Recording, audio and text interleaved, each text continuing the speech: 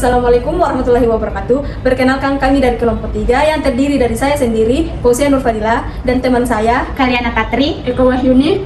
Di sini kami akan memaparkan hasil wawancara kami pada mata kuliah Teori Akuntansi yang dibimbing oleh Ibu Dr. Silvi SE MSI AKCA. Langsung saja, teori akuntansi dalam kehidupan sehari-hari pada studi kasus usaha aparel Kim Monster Shop. Adapun profil usaha Kim Monster Shop, yaitu Kim Monster Shop merupakan usaha distro atau distribusi store lokal yang bergerak di bidang fashion retail.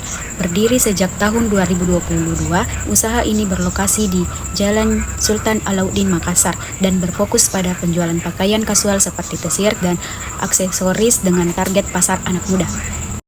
Apakah praktik sesuai teori? Mari kita bedah 7 konsep teori akuntansi yang ditentukan di Kim Monster Shop.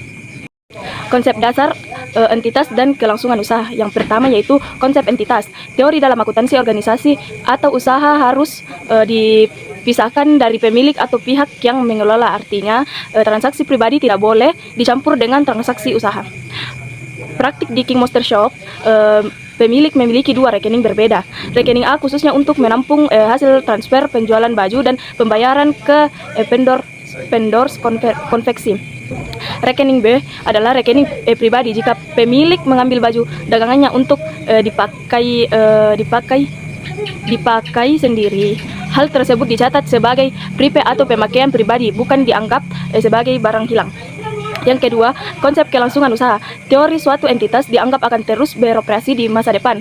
Praktek di Kim Monster Shop rutin melakukan restock artikel desain baru untuk musim depan dan baru saja melakukan renovasi toko serta pembelian rak display permanen. Konsep pengukuran periode dan biaya. Yang ketiga, konsep periode akuntansi. Teori kinerja keuangan harus dilaporkan dalam periode tertentu atau harian, mingguan, bulanan, dan tahunan.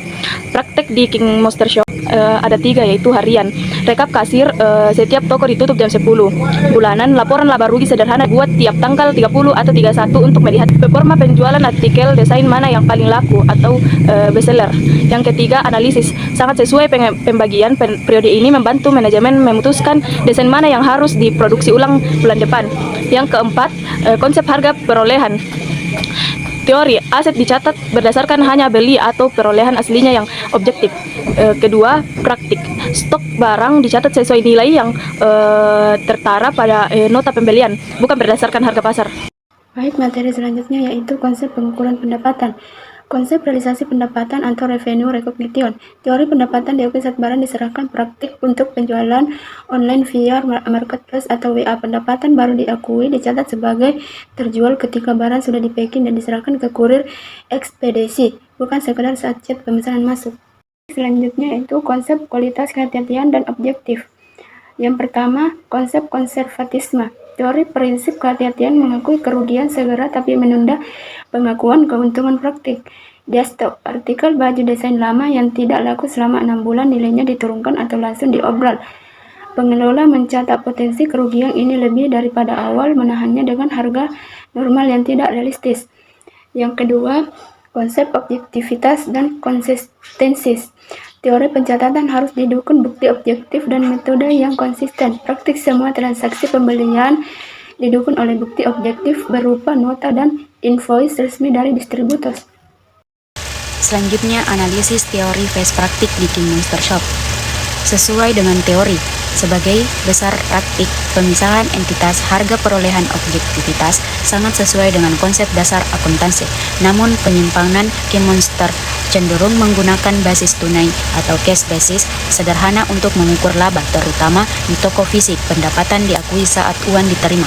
Meskipun teori akuntansi formal mendorong basis akrual, basis tunai sederhana ini dapat diterima di UMKM karena lebih mudah, efisien, dan memberikan gambaran cepat tentang likuiditas arus kas yang sangat penting bagi usaha kecil. Selanjutnya, adapun nilai value di balik praktik akuntansi, yaitu 1. Kejujuran dan integritas ketika bisnis. Secara ketat mencatat price dan segera mengakui beban kerugian produksi untuk barang cacat. 2. Efisiensi operasional atau keterbatasan sumber daya. Mengubah sistem dari aplikasi kasir berbayar yang rumit dan sering error menjadi Excel sederhana. Dan yang ketiga, kontrol dan perencanaan. Fokus utama laporan adalah laba bersih bulanan dan daftar artikel bestseller. Adapun refleksi dari kelompok kami yaitu akuntansi bukan sekedar hitungan angka, melainkan alat untuk menjaga amanah dan keberlanjutan usaha. Untuk catatan harian saya gunakan WhatsApp pakai Meta AI.